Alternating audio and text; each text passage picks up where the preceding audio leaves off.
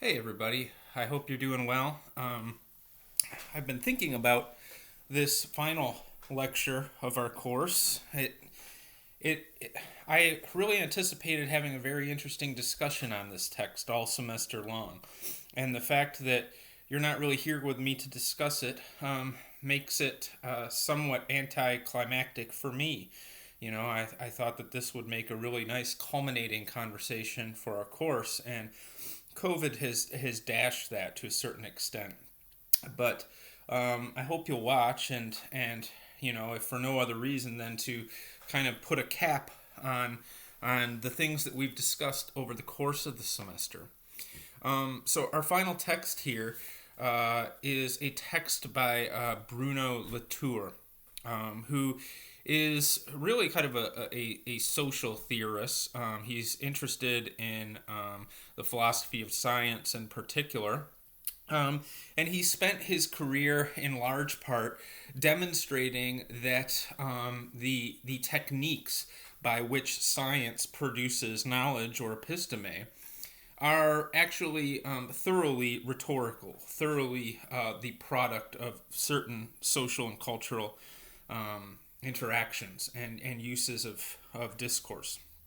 Um, and so we have a very interesting text here that he entitled, "Why Has Critique Run Out of Steam? From Matters of Fact to Matters of Concern." And I'll be talking about that a little bit here today. So, uh, I think that in some ways, the question for us that Latour's essay presents us with is persuasion still possible? Um, and I think in a moment you'll see how this question resonates in our particular historical moment. Um, but he writes in the context of the opening of the Second Gulf War, and he says, this is on page 225. He says, "Should we be at war too?" He's talking about we, the scholars, the intellectuals. Is it really our duty to add fresh ruins to fields of ruins? Is it really the task of the humanities to add deconstruction to destruction? More iconoclasm to iconoclasm? What has become of the critical spirit? Has it run out of steam? And so he's talking about people who engage in criticism professionally. And he's saying, the world's at war. And in times of war, generals revise their battle plans, right? Why is it that critics, people who are professionally trained in criticism, rhetorical criticism, social criticism, philosophical criticism, these kinds of things, why is it that we haven't revised our battle plans probably in 5 decades? So what we have to do first is talk a little bit about the existing battle plan and when it emerged. Um, and I think for critics, for the project of critique, right, we could probably trace our moment back to the revolutions in consciousness in the 60s, which was a movement towards the criticism of traditional values, uninterrogated truths, social norms, expectations, certain limitations on individual liberty that were achieved through institutional power or domination. Um, and so I think that the aim of criticism during that time came to be to show that the thing that's always been accepted as truth, as the way it is, as the way it should be, right, is actually historically contingent, not reliable, not fundamentally true in some transcendental sense, but is instead the product of certain exercises of power. And so the critical task, beginning in earnest, I guess, in the 1960s, and as I'll show, it actually predates that a little bit. Um, but that project began essentially an interrogation of facts and a challenging of facts. And the task became to show that what you think is a fact, right, is actually sort of an opinion masquerading as a fact, or perhaps an irrational gesture of faith in some external source, whether that's religion or nation or morality or politics or whatever. Uh, and so I think that, and I hope this will resonate with you students. I think that probably the ones who have stronger conservative impulses, it'll resonate with more than the ones who have progressive impulses. But it's easy to see in your courses, isn't it? That many of your professors, like, this seems to be their objective, to show, in fact, that, American society is not good, and that, in fact, it hinges on a series of opinions and distortions and lies, or that what we think about our history isn't true, right? This is kind of like what the 1619 Project is all about, if you followed that, where recently the New York Times said, no, the true founding of America wasn't 1776 when the Declaration of Independence was signed. The true founding of America was when the first ship of slaves arrived to America. And the attempt was saying, no. America wasn't founded on principles of liberty. In fact, the core principle of America is white supremacy and slavery, right? And this gesture is... that critical gesture is an instantiation of the impulse that I'm talking about in the humanities and social sciences, where the task is to take all of our sort of ideals and gods and expose them as just a group of distortions, unjustified opinions, and exercises of power. And I think I see this in many courses, where we talk about the marginalization of certain students or this or that, right? This is all kind of to attack the status quo. And this is the context into which Latour begins his inquiry. He's saying, like, geez, it's been a long time since we've been following this critical track. Is it working, right? And what he says here, this is on page 227. He says, I intended to emancipate, he's talking about his earlier work, I intended to emancipate the public from prematurely naturalized, objectified facts. Was I foolishly mistaken? Have things changed so fast? And what he's saying there is that what he saw earlier in his career was that this idea that facts are natural and settled, science is settled, right? That this actually is a way of enforcing limitations on people and enforcing a certain understanding of society and how life should be in these things.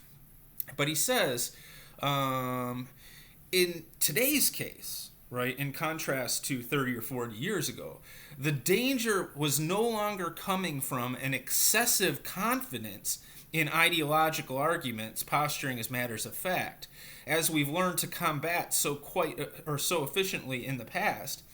Rather, the danger is from an excessive distrust of good matters of fact disguised as bad ideological biases. So what he's saying is that since the 60s and 70s and 80s, to a large extent, the script has flipped.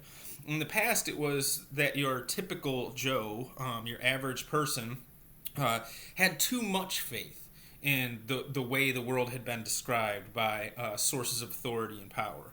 What Latour is saying is, in fact, now we've come the other way around. That the average Joe is overly skeptical, right, of what seem to be good facts and truths. And in some ways, Latour, I think, is bothered by the fact that what used to be this mode of critique as destruction, right, this idea of critique as destruction was initially a tool of the elite academic left, right? And this use of critique to show that facts are really kind of opinions masquerading as facts, and that they don't really have the truth status that we believe. Initially, what this was a tool of the academic left and the 60s youth movements to dislodge what they saw as stifling conservative visions of society. And in part, Latour is very upset that these critical methods have now been mobilized by ideological opponents of the left to advance or reassert conservative notions of ethics, politics, society, this kind of thing. And we can see this resentment where he says, it's still 227. He says, should I reassure myself by simply saying that bad guys can use any weapon at hand, naturalized facts when it suits them, and social construction of facts when it suits them? Should we apologize for having been wrong all along, or should we rather bring the sword of criticism to criticism itself and do a bit of soul searching here? What were we really after when we were so intent on showing the social construction of scientific facts? Nothing guarantees, after all, that we should be right this time, or that we should be right all the time, right? There is no sure ground, even for criticism. Isn't this what criticism intended to say? That there is no sure ground anywhere? But what does it mean when this lack of sure ground is taken away from us by the worst possible fellows as an argument against the things we cherish? And of course, this we here seems to be liberal academic elitists, I guess they're frustrated that there's been this democratization of critique in some ways, and that the hoi polloi have gotten their hands on the critical weapons that have enabled a reinvention or restructuring of the social order. And so he says that radical skepticism now has become the problem. It used to be the problem that people were too ready to believe, too gullible.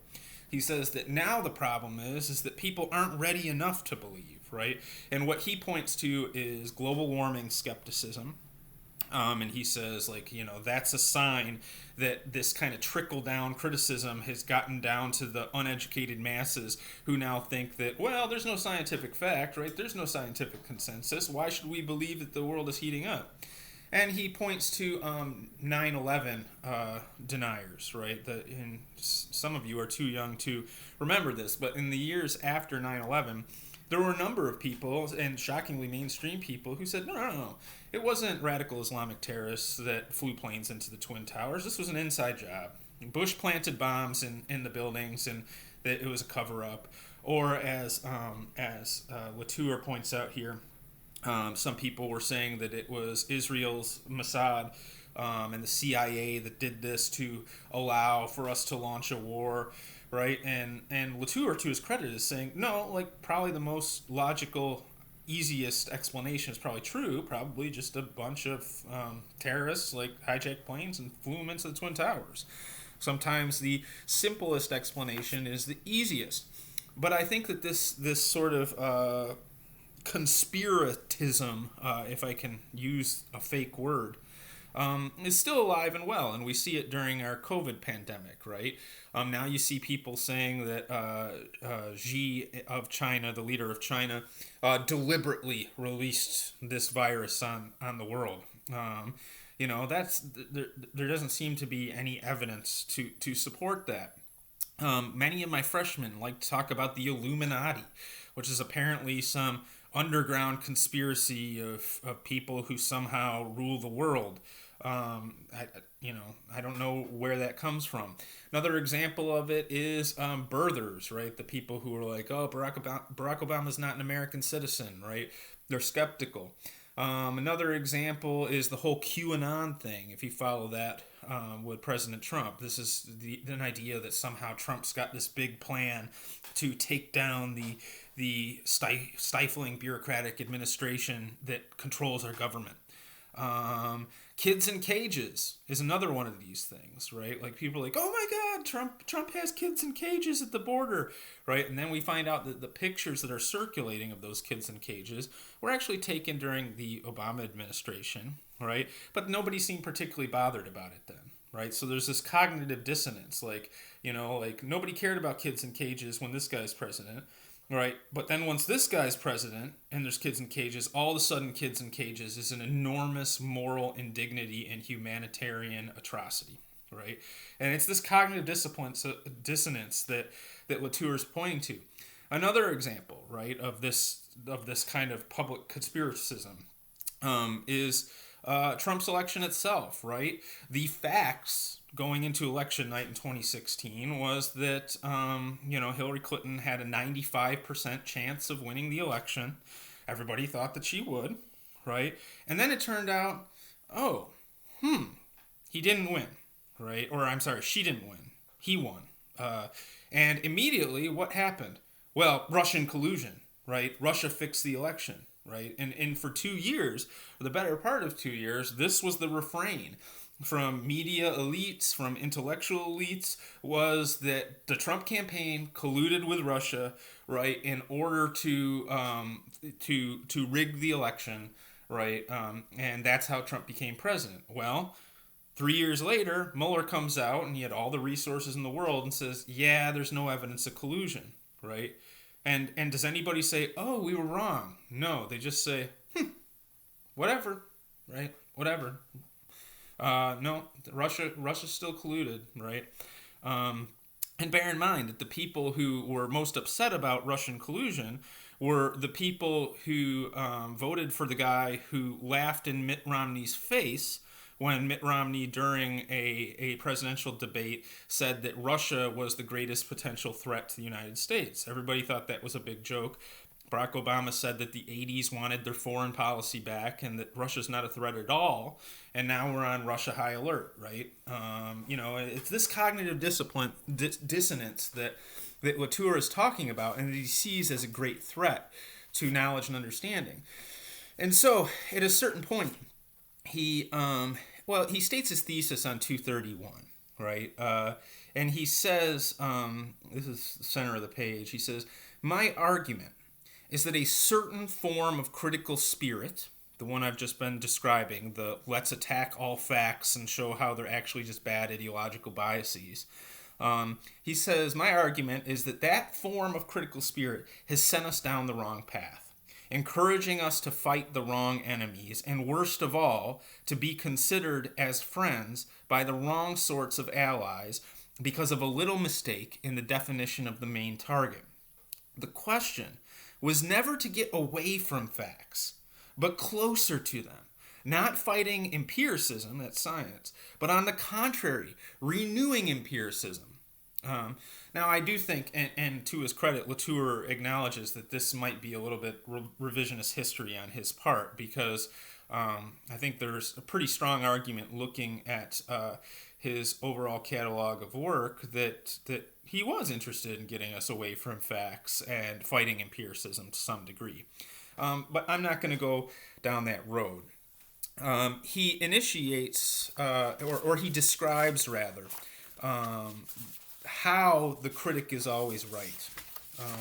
Let me see if I can find that passage. Well, he talks about two positions, the fact position and the Ferry position. The fact position and the Ferry position. And he says that this is how he defines that cognitive dissonance that we have, where we can flip between these two positions. So he says that the Ferry position, right, is the position, when, let's say, for example, somebody says, yeah, I'm so happy that Jesus Christ died for our sins, right? And then the critic comes in and points to that as the Ferry position, says, what, you're talking about supernatural nonsense, right? What evidence is there, right, that this is true, right? This is all just fairies. It's social construction. These beliefs are just rhetorical inventions that through repetition have come to seem to be true, but you have no reason to believe any of this stuff, right? And so there's that debunking move, right? But then, right, when people do sort of make the argument that things, well, hang on, let me get to the page, right? Ultimately, right, then the Ferry position makes an assertion of fact, right? The assertion of fact that the Ferry position makes in the second move, right, is that in saying all the free will you think you have, right, all of your potential to know, all of the things you know, is actually determined by forces that are unseen, right? Whether that's the force of discourse itself, whether it's the force of ideology, the force of tradition, the force of family, that in fact you think you have an independent will, but in fact, right, you're being acted on by unseen forces, so it's an illusion, your free will. And yet, Latour is saying that statement that I just made is itself a statement of fact, right? And so, right, like the problem is we never can get outside to judge the relative validity of these claims, and people switch between sort of scientific empiricism and hard fact, and between social constructivism, where everything's just the product of ideology, whenever it suits them, right? And so the critic's never wrong. And he says this in quite a memorable passage on 239. He says, "The critic's always right. When naive believers are clinging forcefully to their objects, claiming that they are made to do things because of their gods, their poetry, their cherished objects, the critic can turn all of those attachments into so many fetishes and humiliate all the believers by showing that it is nothing but their own projection. The critic, yes, the critic alone can see all these things. But as soon as the naive believers are thus inflated by some belief in their own importance, in their own projective capacity, that's when you hit them, the critic hits them, with a second uppercut and humiliates them again. This time by showing that, whatever they think, their behavior is entirely determined by the action of powerful causalities coming from objective reality that you don't see. But that the critic, yes, you, the critic, the never sleeping critic alone, can see. Isn't this fabulous? Isn't it really worth going to graduate school to study critique? Enter here, you poor folks. After arduous years of reading turgid prose, you will always be right. And you will never be taken in anymore, right? No one, no matter how powerful, will be able to accuse you of naivety, that supreme sin, any longer. Better equipped than Zeus himself, the critic rules alone, striking from above with the salvo of anti-fetishism in one hand and the solid causality of objectivity in the other. The only loser is the naive believer, the great unwashed, always caught off balance.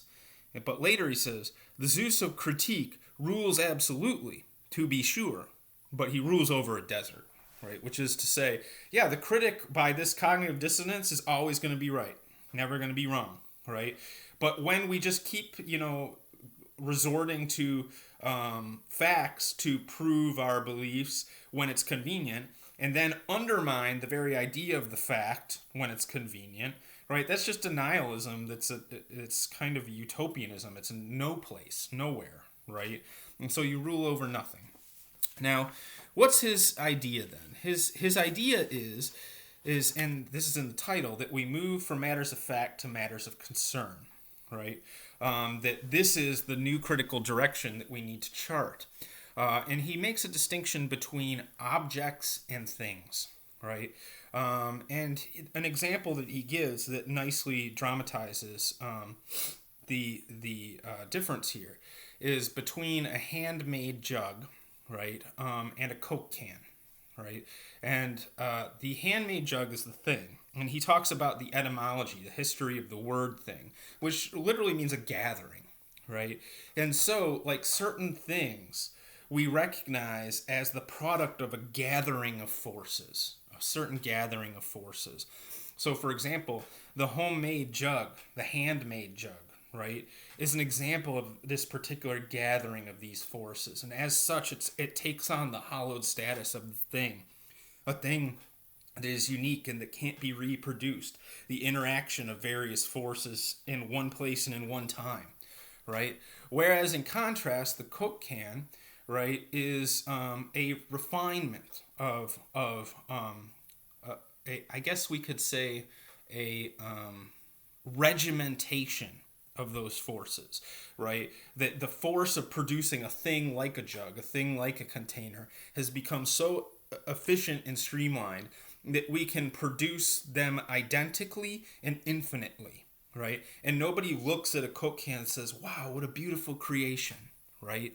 It's just a can, right? And so I think what he's showing is that, in other words, the Coke can's an object in contrast to the hallowed status of the jug being the thing.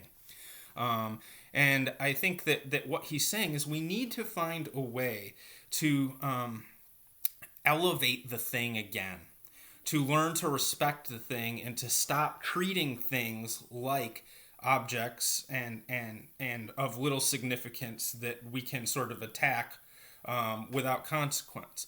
Now, this passage, when he talks about these distinctions, brings to mind a passage from Nietzsche's On Truth and Lies in a Non-Moral Sense, which we talked about a couple weeks ago, and I'll read it. This is on page 1176 in Bazel, if you're following along.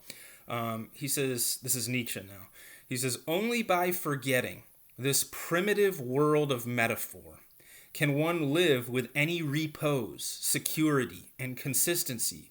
Only by means of the petrification and coagulation of a mass of images which originally streamed from the primal faculty of human imagination like a fiery liquid, only in the invincible faith of, that this sun, this window, this table is a truth in itself. In short, only by forgetting that he himself is an artistically creating subject does man live with any repose, security, and consistency." And so what Nietzsche is drawing the difference between is sort of a world of potentiality, right, where, there's still the capacity for the unknown, the unexpected, the imminent gathering of forces that embody kind of a new thing, versus the conceptual orientation of science, right, or just rationality generally, that thinks that everything is settled, we know truth, right, and the product of that belief system is the Coke can, right. It's coagulated and cooled. It's not a unique thing anymore. It's not an objective concern. It's a matter of fact. The Coke can is a fact. It's cooled off. We know what it is. We know what it does. We know how it's made. We know where it comes from. We've seen it before, and we'll see it again, right? And for those reasons, the object or the matter of fact, we come to treat rather callously because we assume its stability. We assume its durability. And I think that what Latour is pointing us back to, right, is that idea, what we've proven over the past 50 years, is that facts are not as durable as we thought they were, right? And rather than use that as an excuse to kick around and undermine and attack even more facts, right, maybe we need to move away from that plan and reimagine critique as something like an ethic of care, right? A thing that considers facts anew as matters of concern, the unknown, something that requires thought, something that requires care, right? So that we can begin to build back up a social order in which knowledge is possible, and in which human liberty and dignity is honored, I think. But this would require a departure from sort of critique as an ideological kind of warfare, right? What it would require is a return to understanding criticism as an activity aimed at learning, right? Learning about a thing, coming to know a thing, rather than deconstructing a thing, as Derrida and his progenitors would have us do, right? To show the internal contradictions of everything and therefore to break it apart.